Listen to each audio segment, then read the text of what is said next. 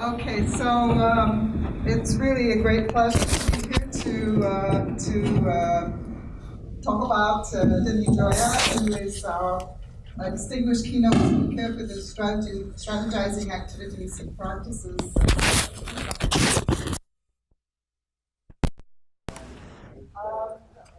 I'm Langley from HC Montreal, and I'm the official cheerleader. So you don't need to worry. Why would we have picked Denny Joya to be the distinguished speaker for strategy and practice study group? I'm going to give you some of the reasons why I think we should get his membership settled pretty soon. Okay. First of all, Denny was doing strategy as practice before there was strategy as practice.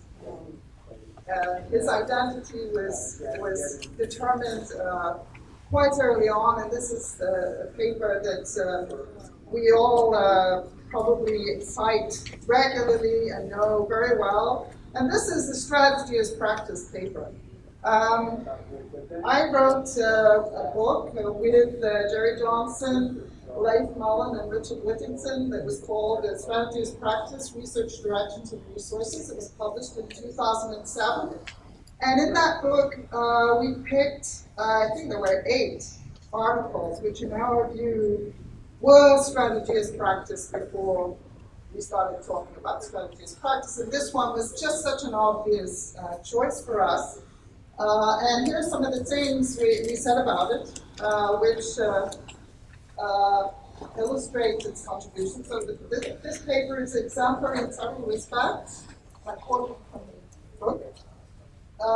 First, it has a strong focus on doing strategy. In this case, on what the CEO actually does in terms of some major strategic activities during his first year in office. And so he managed to get into the top level meetings of this company and even into the kitchen cabinet discussions as well. And that's something we all aspire to do, don't always succeed in doing, and he was doing it before we were. Secondly, he develops an explanatory framework using a new combination of theoretical concepts. And these are concepts we're still using, sense-making and sense-giving. And he started a trend with this sense business. We now have, I think, sense-breaking, sense-hiding, you name it, we have it with an ing at the end. It's become a great word to elaborate on, and it's become one of our strategy as practice things that we do. And thirdly, and actually there were 5 things. The paper reports a quite unique methodological approach for field work and analysis that meets the demands of capturing the daily life of strategizing. So this was methodologically an innovative piece of work that we can also all learn from. So this is the first reason that we should honor Denny. The second one,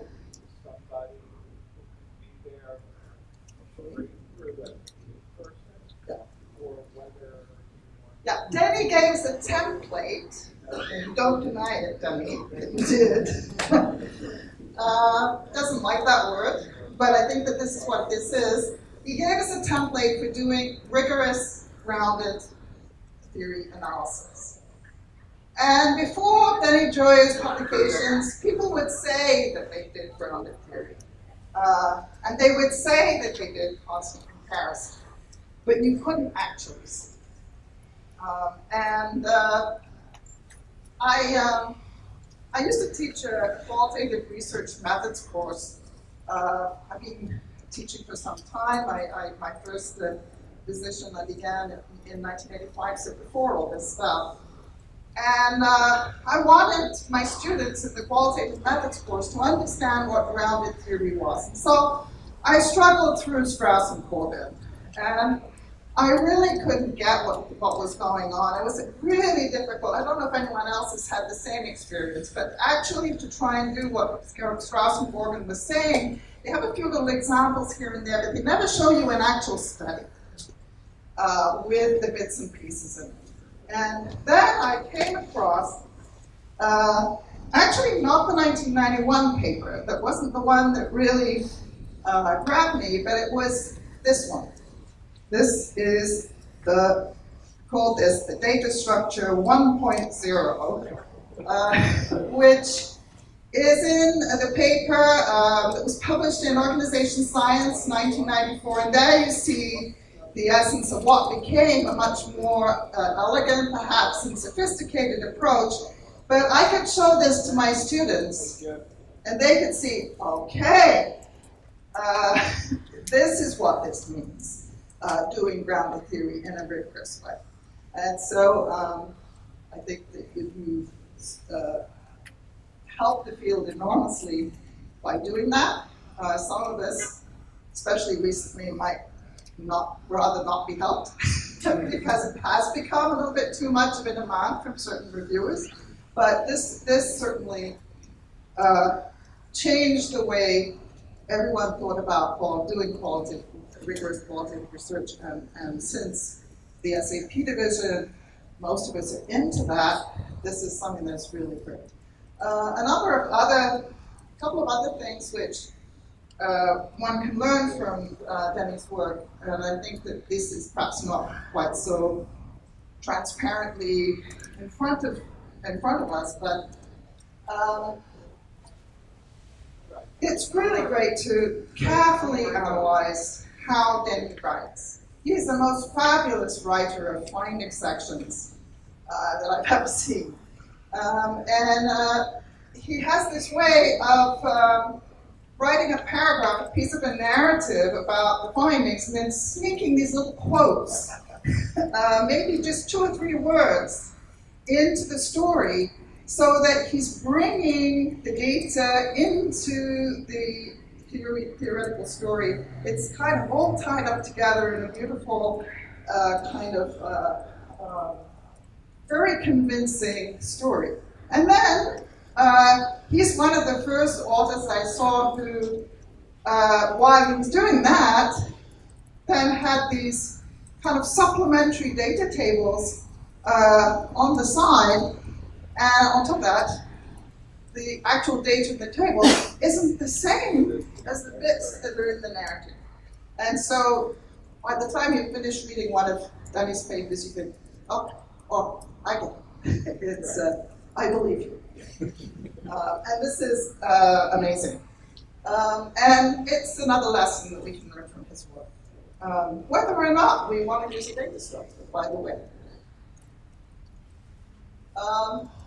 And another thing that I really like, and I think that especially as strategy as practice scholars, is the way that Denny has worked with insider-outsider combinations in his research in some quite innovative ways. Sometimes you can't see the insider and outsider as distinct, and they're combined. But in a couple of his papers, and I think this is really interesting and we should do more of this, is let the insider voice and the outsider voice come through as somewhat separate. One of the papers that I really like, and I'm sure Denny has a story behind this, is his 2010 paper with several other co-authors, which is about forming a new identity. And the fourth author is the insider, who actually, it's about a new type of department in the university, a new faculty in a university, and the fourth author is the actual dean of this faculty. And he's given a separate voice. So you have the theoretical story, and then you have a meta-commentary from the dean. That's really wonderful. You can get to see kind of directly the insider's voice. And we should allow that. We should see more of that. And I find that very innovative and interesting. A third reason why we should pay attention to Denny's work is, get to it. Okay. Yeah, Denny and his students and colleagues, so Rajiv, Kevin, James Thomas, others, have actually built a programmatic development of research which kind of builds on itself. So there's not just one paper on this, one paper on that. You have a whole series of wonderful contributions, mostly to do with organizational identity, and all of it, or almost all of it, perhaps except for the first paper in 1996, and even there, is built on qualitative research methods, which sort of suggests that we should get beyond this notion that qualitative research is for developing theory, discovery only, and that after a little while we should move into quantitative research. I don't think so. I think qualitative research stands on its own. And here is an example of how you can actually develop not just one little piece, but a program. So you have work on looking at identity and spin-offs. You have work on identity during change, during mergers. You have the emergence of new identity. You have identity and knowledge and how they work together. And then you have identity when you're looking not at organizations, but at collections of organizations. This is a really interesting progression. And actually, when you look at the collection, you've got more than the sum of the parts here. And that's something that all of us as scholars should be proud of if we can achieve it. Number 4, Denny is not scared to talk about himself.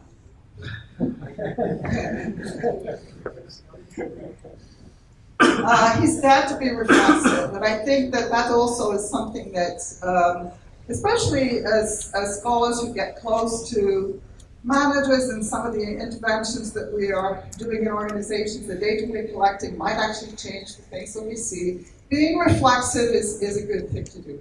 And Denny mentioned his work at Ford in the Pinto Fires case. Read this paper, it is wonderful. And the Renaissance Self piece as well, and you get to see the human being. This is really great. Another piece you might look at, my colleague Charlotte Cloutier did an interview with Denny. He visited HEC Montréal, and if you want to know a little bit more about Denny and publishing, I recommend this interview. And of course in this talk, we saw a little bit of Denny too. And fifthly, he does all kinds of interesting stuff, other interesting stuff, some of which you may know about, some of which you may not know about. He edits a really interesting section of the Journal of Management Inquiry called Provocations and Provocateurs. So this is the kind of subversive aspect of Denny. If you have something you really want to challenge what we're doing, what others are doing, here's an opportunity. Get in touch with Denny. He might be interested in what you have to say. So that's one of the things that he does. Another one is he takes photos of the cover of ASQ. And those are a couple of his covers. I don't know how many he's done in his lifetime. That might be a good question to ask him. But that's also very interesting. Unfortunately, we don't get to see these anymore. They used to come in the mail. But these, I have an old collection in my basement, and I pulled out a few. And finally, last but not least, this is something that I can't relate to quite as well, but anyway, he likes fast cars, and he drives a red 1979 Ferrari 308 GTS, all according to Malcolm Gladwell in a New Yorker piece in 2015. There you go. us, sharing with us. Give us so much food for thought. May I invite David Oliver to handle the Q&A? Right, well, we have a few questions. Denny, I'll start with a question from Shengui Ma. Is there a We needed firecrackers. Fireworks. Is there a weakness of the Joya method? In which cases might it not be appropriate to use? Are we on here? That's an awfully good, provocative question. A weakness. Not for me. I mean, I ask the kinds of questions for which the method is appropriate. Now, I'm not sure of the gamut of questions you could ask. I'm sure there are the kinds of questions, especially if they're count frequency questions or even effectiveness questions where you want a comparison answer, then my method is not appropriate to that. I mean, there are some criticisms of the method. I think Anne alluded to one. It's like even editors now are asking authors for data structures. I don't necessarily think you've got to have a data structure, despite my mantra. Other people think I'm responsible for having started an arms race, where you have to provide more and more data with more and more rigor to get anything published. If that's the case, then that's a weakness. I don't want to be associated with that. Other people think the method, because of its, if I could coin a term, systematicity, is just an example of creeping positivism. I'm trying to impose positivism on an interpreter's field. So if you ascribe any credibility to those accusations, then I guess I'm guilty. Second question relates to one of your last point you made in your presentation. How does fake news, quote unquote, relate to the social construction of reality? Oh, who said that? That was fantastic. I snuck that in there wondering if anybody would catch the connection between my assertion that if you're a social constructionist, you're studying people making stuff up. And here we have an administration that's doing nothing other than making stuff up. The difference is in the denial of facts. Now, what was the question again? How do they relate, sort of? Yeah, there's the relationship. You know, if you're a social constructionist, you cannot deny the existence of a bus that's likely to run over you. Just because you don't believe the bus is there doesn't mean it's not going to kill you. Right? So facts are part of the material of the social constructionist world. These people we have now are in denial of facts, especially denial of scientific facts, which should not be okay with us. Does that help? Okay. Well, he's still searching there. Yeah. But he's also constructing facts as fake. Yeah. Said by somebody from Canada. That's the beauty of being an ethnographer. You can stand outside. Just like I feel that way about SAP. Yeah, you deserve to call me on the carpet for not being a bona fide card-carrying member of SAP. But I felt like it gave me an advantage to read this work and go, wow, look what's going on out there, and I'm not part of it. So being an ethnographer with suspension of disbelief, if you will, is helpful. I guess it sort of highlights the limits to the social construction of reality in a way. And there are. Yeah. Okay, as researchers, we have our own more or less explicit assumptions about how things work. How do I avoid having my own assumptions prevent me from seeing the processes? So how do I see the processes viewed by the agents and not what I want to see? Well, that's where the rigorous systematicness of the method comes in. Now, having said that, It'll also say you have a second order voice. You have a point of view. And as Michael Eisner once said, a point of view is worth 40 IQ points. Now think about the meaning of that statement. If you have a point of view and you can articulate it as a counterpoint to your informants, you've got a discussion. Make hay with it. So, yes, it's important to subjugate your own point of view when you're trying to understand the reality created by the people you're studying. But you still have license and latitude to get that voice in the paper.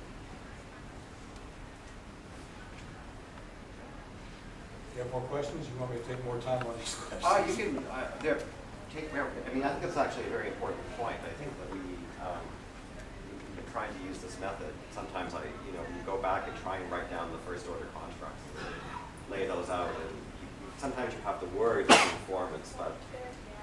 Look, I'm a fanatic. I am fanatic about representing the voice of my informants. I want to understand how they get it. You know, I'm a pretty bright guy. I've been around a long time. I've read a lot of stuff. I've got a lot of theories in my head. It's hard for me to suspend what I already know. I'm not ignorant of the literature, despite the fact that if I'm a grounded theory purist, I ought to set that all aside and let these folks speak, which I try to do. But then it's time to bring in theory at some point in the paper and at least juxtapose it or comment on how the reality you observe these people constructing is different from what theory tells us. I mean, this is a revelatory method. It's a method that's generated notions like sense giving, like identity ambiguity, like transitional identity. All those are useful ideas that I never would have thought about without having seen the data provided me by informants. You have something?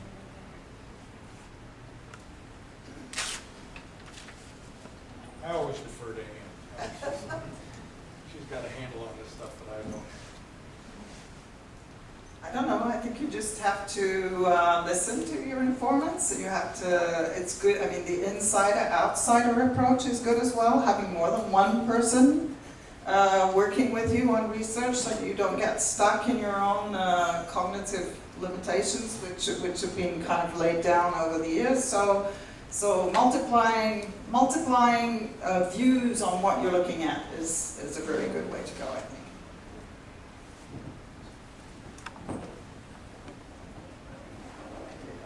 Another one, how would you use data structure to dynamic grounded process using what is increasingly political postmodern worldviews and expressions of ideas? So I guess if you're studying something that is, I guess this is getting at the sort of systematic nature of the data structure versus, can you use that for studying something like Trump or Something that's dynamic. something that is very dynamic? That is shifting. Well, let me address the last point first. The question is, can I use this kind of an approach to study something that's changing? And the answer is, the honest answer is, it's harder. But the other answer is that all these studies are longitudinal in the sense that I'm doing constant comparison, as Ann pointed out, over time and across informants. The time, I mean, many of these studies are long term. Some of them are just months, others are 10 years. And then you always run into the retrospection problem. And as soon as you get into retrospection, you get into people making stuff up. As soon as you get into making stuff up, you get into a postmodern world. I'm not sure I understand. Does anybody want to own up, explain that question more to me? The issue is about not claiming something, not taking a position, but just allowing this fluidity to happen, and even to allow radical fluidity to happen in a time where we actually need evidence. You sound also French. No, I'm just kidding. I understand fluidity. Trying to explain fluidity is damn near impossible. So I put a statement here. If you read my papers, most of the time there is a position represented there. I'm totally upfront about characterizing it as plausible, defensible, but not the only possible interpretation. I'm willing to give anybody my data, and I'm entirely confident. I mean, as Ann pointed out, I've done a lot of work on identity. Well, to me, identity is a hammer. I got this hammer, and I'm going to find something to hit with it. But if you walk in without an identity lens, you're going to see something different than I do. It's one of the beauties of the 94 study that you pointed out. Now, people read that study and go, oh my God, the methods section in this paper is 10 manuscript pages long.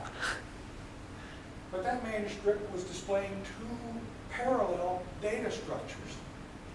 And if I can offer a quick editorial comment, it was a study of how sense giving looked like influence. And so the reviewer said, your codes overlap. That's prima facie evidence of sloppy research. Well, no, it's not. It's prima facie evidence of the complexity of the social world, or the fluidity in here. I'm just showing how these two things are very similar in terms of coding. Anyway, I digress. We have another question. It's about the literature review section, I think. You mentioned that you obviously do it, even though with grounded theory, ideally the theory should come at the end. Basically, I'm paraphrasing the question here. How do you decide what to put in the literature, in the upfront part of the literature review? Oh, great question. Yeah. Actually, good question. If you read, I don't want to sell myself here. The last thing I need is to be competing against myself. And as soon as I get you people to use this methodology, I'm competing against myself. So ignore me. What goes in the literature review is that which emerged from the study that relates to the literature. That didn't sound like it made any sense. So let me see if I can back up. When I do the study, certain things emerge. I love that term too. It sounds like alien or something. But that's the term we use. It emerged from the study. These things turned out to be important to the informants. And when we elevate them to the theoretical level, then the themes, discern the themes or dimensions tell you what literature pertains. Then I call a timeout, and I go back to the literature and I say, that's relevant. Let's review that literature with an explanatory note saying, in effect, we're reviewing this literature because it became important from the emergent model in the study. Follow me? I mean, I know it's all bass backwards, but, and the other thing is, I came to appreciate why reviewers and editors want me to do it that way. Think about it. Are you a person who loves a good story? The answer is yes. And a good story is framed as follows. You lead up, you build up, you withhold, and at the end you go, ta-da! And there's a punchline. That's a good story. But it's not a good way to tell an academic story. Why? Because people need an advanced framework to hang information from. That's why I said it was a lemons make lemonade story. Because it finally convinced me to stop being a purist and give people a framework up front, show them the model. Explain that it emerged from the study you're going to read about, but show them the model. That way, people can get it. They can say, oh, so this is where this is going. That's very great. I think that's all the time we have. See, this is tacit knowledge. I know what I like to think I know what I'm doing. But I don't know what I'm doing. Until you ask me. Then I'm going to explain it. Thank you.